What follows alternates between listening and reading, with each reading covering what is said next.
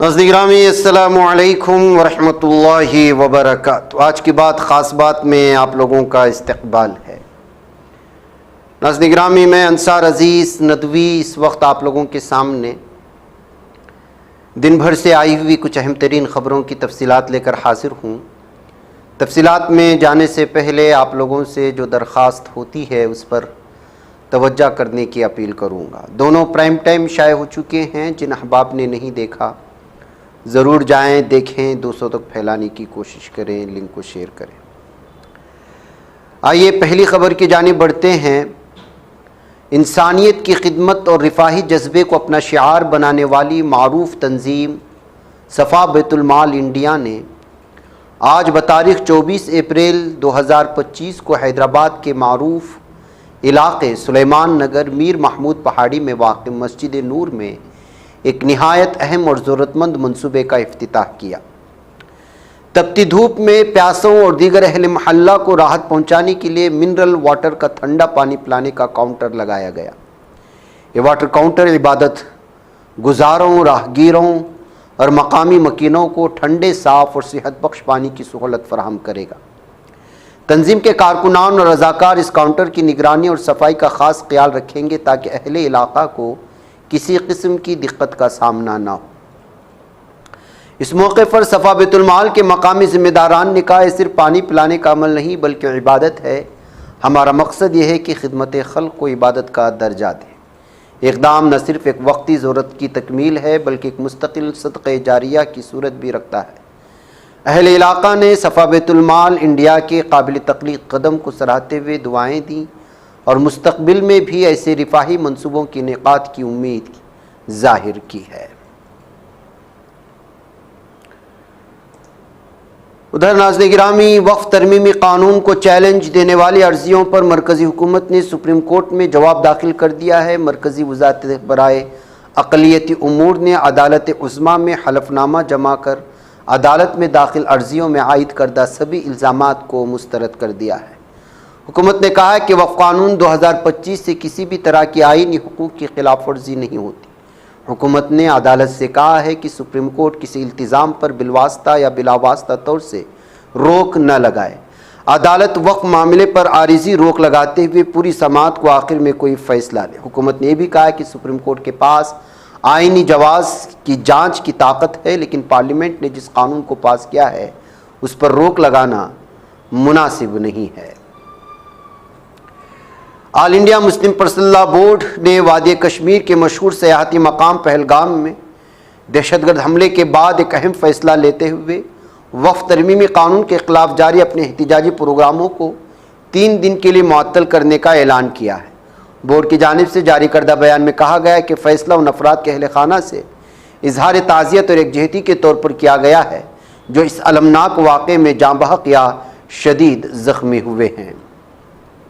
Border security force کے جوان پورنم ساہو کے پاکستان رینجرز کی حراست میں ہونے کی خبر سامنے آنے کے بعد سے ان کے مغربی بنگال واقع ریشٹرا کی سنکری گلیوں میں واقع گھر پر اہل خانہ کا برا حال ہے۔ کنبے کے لوگوں کی آنکھوں سے آنسو تھمنے کا نام نہیں لے رہے اور وہ ایشور سے اپنے بیٹے کے لوٹنے کی دعا کر رہے ہیں۔ پریشان گھر والوں کی بس یہی تمنا ہے کہ ان کے گھر کا چراغ واپس آ جائے۔ مدھیہ پردیش کے شیو پوری میں اس وقت افراتفری کا ماحول پیدا ہو گیا ہے جب آسمان میں پرواز بھر رہے فضائیہ کی جنگی طیارے سے ایک بھاری شے رہائشی علاقے میں گر گئی۔ طیارے سے گری شے نے ایک ٹیچر کے مکان کو بری طرح متاثر کر دیا اور اس کی آواز نے بھی لوگوں کو خوف زدہ کر دیا۔ اس شے نے مکان کے 2 کمروں کو تباہ کیا، ساتھ ہی جس مقام پر یہ بھاری شے گری وہاں پر ایک بڑا گڑھا بھی پیدا ہو چکا ہے۔ دہلی میں میئر اور ڈپٹی میئر کے انتخاب میں بی جے پی نے میدان مار لیا۔ بی جے پی کے راجہ اقبال سنگھ نے 133 ووٹ حاصل کر کے دہلی کے میئر کا عہدہ جیتا ہے۔ راجہ اقبال سنگھ نے اس جیت کے بعد کہا کہ دہلی کے عوام نے انہیں شہر کی مشکلات حل کرنے کی ذمہ داری دی ہے۔ کانگریس کی سینئر رہنما اور لوک سبھا میں قائد حزب اختلاف راہل گاندھی نے جمعہ کو اپنے ایک روزہ دورے کے دوران سری نگر کے بادامی باغ فوجی اسپتال کا دورہ کیا، جہاں انہوں نے پہلگام حملے میں زخمی ہونے والے سیاحوں کی عیادت کی۔ اس دوران پارٹی کے ریاستی صدر طارق حمید قرہ اور دیگر سینئر رہنما بھی ان کے ہمراہ موجود تھے۔ پٹنہ سول کوڈ کو ای میل کے ذریعے بم سے اڑانے کی دھمکی دی گئی ہے، جس کے بعد عدالت میں سنسنی پھیل گئی تھی۔ اطلاع ملتے ہی پولیس، بم اسکواڈ اور ATS کی ٹیم موقع پر پہنچی۔ سیکورٹی کو مد نظر رکھتے ہوئے عدالت کو بند کر دیا گیا اور آنے جانے والے تمام افراد کی سخت تلاشی لی جا رہی ہے۔ ممبئی ہائی کورٹ کی ناگپور بینچ نے ایک اہم فیصلہ سناتے ہوئے کہا کہ مسلمان باپ اگر اپنی جائیداد اپنے بیٹے کو اسلامی قانون کے تحت ہبہ کے طور پر تحفے میں دے تو وہ خود بھی اسی جائیداد میں اپنے بیٹے کے ساتھ رہنے کا حق رکھتا ہے۔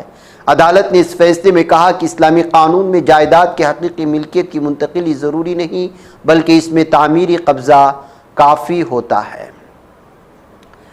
نیٹ پیپر لیک معاملے میں بہار پولیس کو بڑی کامیابی ملی ہے۔ ریاستی اسپیشل ٹاسک فورس اور اکنامک آفینس یونٹ کی مشترکہ کارروائی میں اس گھوٹالے کے مرکزی ملزم سنجیو مکھیا کو گرفتار کر لیا گیا۔ سنجیو مکھیا گرفتاری سے بچنے کے لیے طویل عرصے سے فرار تھا۔ اس پر 3 لاکھ روپے کا انعام بھی مقرر تھا۔ راجیہ سبھا کے رکن اور سینئر وکیل کپل سبل نے وزیر اعظم نریندر مودی سے پہلگام میں ہوئے دہشت گرد حملے کے مد نظر پارلیمنٹ کا خصوصی اجلاس بلانے کی اپیل کی۔ انہوں نے کہا کہ ملک کی خود مختاری پر حملہ ہوا ہے، ایسے وقت میں تمام سیاسی جماعتوں کو متحد ہو کر ایک واضح پیغام دینا چاہیے کہ ہندوستان دہشت گردی کو کسی بھی صورت میں برداشت نہیں کرے گا۔ مہاراشٹر کے نائب وزیر اعلیٰ ایکناتھ شندے کا نام لیے بغیر ان پر کی گئی مبینہ تنقید کے معاملے میں اسٹینڈ اپ کامیڈین کنال کامرا کو ممبئی ہائی کورٹ سے بڑی راحت ملی۔ عدالت نے ان کی گرفتاری پر روک لگا دی، حالانکہ کیس کی تفتیش بدستور جاری رہے گی۔ جموں کشمیر کے پہلگام میں 22 اپریل کو ہونے والے دہشت گردانہ حملے کے خلاف دہلی کی مختلف بازاروں میں احتجاج کے طور پر کاروبار بند کر دیے گئے ہیں۔ حملے میں 26 افراد کی ہلاکت اور 20 سے زائد افراد کے زخمی ہونے کی اطلاعات ہیں۔ تاجروں نے دہشت گردوں کے خلاف سخت کارروائی کا مطالبہ کرتے ہوئے ایک روزہ بند کا اہتمام کیا۔ نرمدا بچاؤ تحریک کے معروف رہنما اور سماجی کارکن میدھا پاٹکر کو دہلی پولیس نے گرفتار کر لیا ہے۔ ان کی گرفتاری ایک غیر ضمانتی وارنٹ کے تحت کی گئی، جو ساکت کورٹ کے ایڈیشنل سیشن جج وشال سنگھ نے جاری کیا۔ پاٹکر کو دہلی کے نظام الدین علاقے سے گرفتار کیا گیا اور آج دوپہر ساکت کورٹ میں ان کی پیشی ہوئی۔ چین سمیت کئی ممالک کے ساتھ امریکہ کی جاری محصولات کی جنگ کے درمیان امریکی ٹریجری سیکریٹری اسکاٹ بیسنٹ نے اعلان کیا کہ ہندوستان امریکہ کے ساتھ تجارتی معاہدہ کرنے والا پہلا ملک بن سکتا ہے۔ ان کا کہنا تھا کہ دونوں ممالک کے درمیان بات چیت حتمی مرحلے میں ہے اور معاہدہ جلد ممکن ہے۔ اڑیشہ میں مسیحی مشنری گراہم اسٹینس اور ان کے 2 کمسن بیٹوں کو زندہ جلانے کے جرم میں عمر قید کی سزا کاٹنے والے مہندر ہیمبرم کو حال ہی میں رہا کر دیا گیا، جس کے بعد ملک بھر میں ایک نیا سیاسی تنازع شروع ہو چکا ہے۔ BBC ہندی کے ایک رپورٹ کے مطابق ہیمبرم کی رہائی BJP حکومت کی سزا معافی پالیسی کے تحت عمل میں آئی، تاہم رہائی کے بعد VHP کارکنان نے اس کا خیر مقدم کیا اور پھولوں کے ہار پہنا کر استقبال کیا، جس پر اپوزیشن جماعتوں نے سخت اعتراض کیا ہے۔ سپریم کورٹ نے یونیورسٹی گرانٹس کمیشن کو ہدایت دی کہ وہ اعلیٰ تعلیمی اداروں میں ذات پات کی بنیاد پر امتیاز کو روکنے کے مقصد سے مسودہ ضوابط کو حتمی شکل دینے اور اسے مطلع کرنے کی سمت آگے بڑھے۔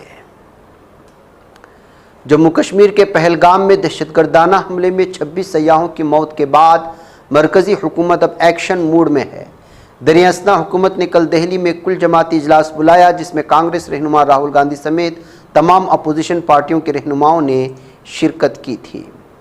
باراکوٹ بلاک کے تحت آنے والا اجڑا گلا گاؤں اور لڑی دھورا کے جنگلات گزشتہ 3 دنوں سے شدید آگ کی زد میں ہیں۔ اجڑا کے جنگل کی آگ پر فائر بریگیڈ کی ٹیم نے قابو پا لیا، لیکن لڈی دھورا اور گلا گاؤں کے جنگلات جمعرات کو بھی سلگتے رہے۔ شدید آتش زدگی سے جنگلات کی دولت کو بڑے پیمانے پر نقصان پہنچ رہا ہے۔ دہلی ہائی کورٹ نے جمعرات کو ترنمول کانگریس کی رکن پارلیمنٹ ساکیت گوکھلے کی تنخواہ ضبط کرنے کا حکم دیا ہے۔ یہ فیصلہ سابق سفارتکار اقوام متحدہ کی سابق اسسٹنٹ سیکریٹری جنرل لکشمی پوری کی جانب سے دائر کردہ ہتک عزت کے مقدمے پر سنایا گیا ہے۔ اردن میں اپوزیشن جماعت اخوان المسلمین اس سے وابستہ ذیلی تنظیموں پر پابندی عائد کر کے اثاثے منجمد کر دیے گئے۔ وہی پرانے الزامات عائد کیے جو عموماً کسی تنظیم پر پابندی کے لیے لگائے جاتے ہیں۔ عالمی خبر رسائی ادارے کے مطابق اس بات کا اعلان اردن کے وزیر داخلہ مازان فارایا نے ایک پریس کانفرنس میں کیا ہے۔ قابض ظالم دہشت گرد اسرائیلی حکام نے جمعرات کو غزہ کی پٹی سے 12 فلسطینی قیدیوں کو رہا کر دیا، جن میں 2 خواتین بھی شامل ہیں۔ انہیں وسطی غزہ کے دیر البلح میں الاقصی شہداء اسپتال میں منتقل کیا گیا ہے۔ یمن کے انصار اللہ تحریک کے سربراہ عبد الملک الحوثی نے زور دے کر کے کہا ہے کہ قابض اسرائیلی دشمن غزہ کی پٹی میں ٹھوس فوجی کامیابی حاصل کرنے میں ناکام ہے اور سرنگوں کی دریافت اور تباہی کے حوالے سے اس کا دھوکہ کھل کر سامنے آ گیا ہے۔ فلسطینی وزارت صحت نے اعلان کیا ہے کہ قابض اسرائیلی جارحیت کے نتیجے میں غزہ کی پٹی میں گزشتہ 24 گھنٹوں کے دوران 84 فلسطینی شہید ہوئے، 168 زخمیوں کو اسپتال میں منتقل کیا گیا ہے۔ اسلامی تحریک مزاحمت حماس نے عالمی برادری، اقوام متحدہ اور متعلقہ بین الاقوامی اداروں سے مطالبہ کیا ہے کہ وہ اپنی قانونی اور انسانی ذمہ داریاں ادا کریں اور غزہ کی پٹی میں صحت کے نظام کے خلاف جاری جارحیت کو روکنے کے لیے عملی اور مؤثر موقف اختیار کریں۔ غزہ میں وزارت صحت کے ڈائریکٹر جنرل ڈاکٹر منیر البرش نے کہا ہے کہ پٹی میں 18 ہاسپٹل مکمل طور پر بند ہو چکے ہیں، صرف 20 ہاسپٹل جزوی طور پر کام کر رہے ہیں، جن کے 52% سے زیادہ بستر ختم ہو چکے ہیں۔ ناظرین گرامی، آج کی بات خاص بات میں اتنا، انشاءاللہ پھر ملاقات ہوگی۔ السلام علیکم ورحمۃ اللہ وبرکاتہ۔